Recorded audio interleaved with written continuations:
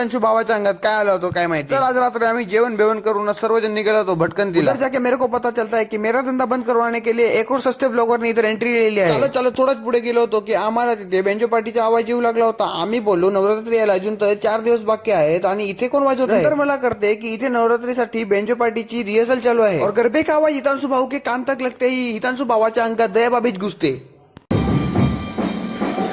आता हे लोक प्रॅक्टिसच एवढी बारी करत होते की आमच्याने बाहेर राहावलं गेलं ना आणि आम्ही पण डायरेक्ट घुसून गेलो यांची प्रॅक्टिस बघायला। इथे तर रिहर्सल मध्ये जेवढी मजा घेत होते तर तिथे केवढी मजा घेतील काय माहिती। आणि आम्ही पण फक्त विचार करत होतो की कधी नवरात्र येईल आणि आम्हाला पण कधी नचायला भेटेल। जशी ह्या लोकांची रिहर्सल संपते तसेच आम्ही पण बाहेर निघतो कारण की आता आपल्या हितांशु भावाला बनवायची होती रील आणि त्या रीलचा मी तुम्हाला बीटीएस शूट दाखवतोय आणि तुम्ही पण बघून मजा घ्या।